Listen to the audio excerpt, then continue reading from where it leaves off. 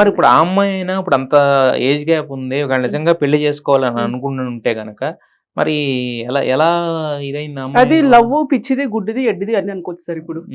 అదంతే, అది attraction love అని అంటారా? చెప్పిందా? అట్రాక్షన్ అనుకోవచ్చా? ఇంకేదన్నా అనుకోవచ్చా? ఎందుకంటే భార్యనే ఎదిరించిందంటే లవ్వే అనుకోవాలిగా. హ్మ్. ఏ ఆడపిల్ల అయినా అవతల అతని భార్యను కూడా ఎదిరించేసి ఇద్దరు పిల్లలు తండ్రి నేను పోదాం అనుకుందంటే లవ్వే అనుకోవాలి, హ్మ్. లేదా అట్రాక్షన్ అనుకోవాలి. హ్మ్. హ్మ్. మరి వాళ్ళ అమ్మాయి మాట్లాడేది కదా అంత జరుగుతున్నప్పుడు? వాళ్ళ అమ్మనే ఇండస్ట్రీకి తీసుకొచ్చింది. మాస్టర్‌తో ఇప్పుడు అదే చెప్తున్నాను. ఈ అమ్మ దగ్గర ఎవిడెన్స్ అవే ఉన్నాయి. వాళ్ళ హ్మ్. అమ్మ ఏమేమి చెప్పింది, ఏమేమి మాట్లాడింది. ఇప్పుడు హ్మ్. అదే ఇతన్ని ఏదో హింసించాడు, అది చేశాడు, ఇది చేశారు అన్నారు కదా! హ్మ్. వాళ్ళ అమ్మ ఏం మాట్లాడింది అవన్నీ కూడా కోర్టు ముందు పెడతారు. హ్మ్.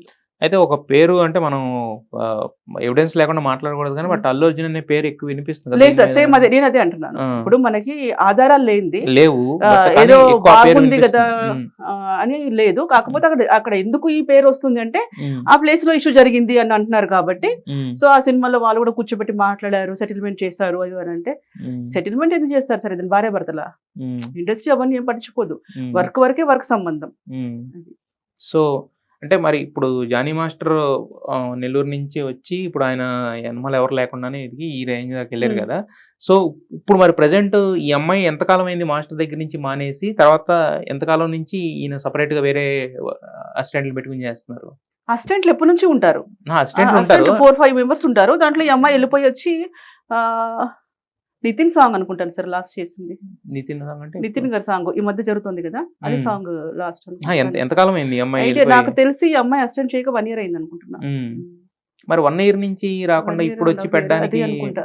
అదే ఇప్పుడు అది వెనకాతల ఉంటే చేపిచ్చారు. మీకు జస్ట్ ఒక 2, 3 డేస్ వెయిట్ చేస్తే సార్ ఖచ్చితంగా నిజాలు అంటే బయటకొస్తాయి దీంట్లో. నేషనల్ అవార్డ్ వచ్చింది. ఇతను ఇంకా అంటే ఎవరికీ అందనంత నేషనల్ అవార్డ్ ఒకటి సార్, నేషనల్ అవార్డ్ వచ్చినాక ఇంకెక్కువైంది. హ్మ్.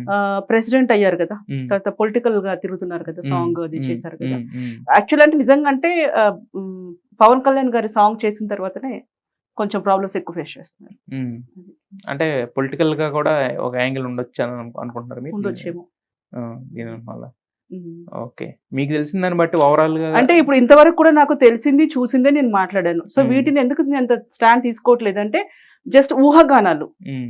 ఊహాగానాలని మనము హ్మ్. రాంగ్ పోర్ట్రేట్ చేయకూడదు. అది హ్మ్. కరెక్ట్‌గా తెలుసుకుంటే గనక నేను దాని గురించి డెఫినెట్‌గా దాని గురించి మాట్లాడతాను. హ్మ్.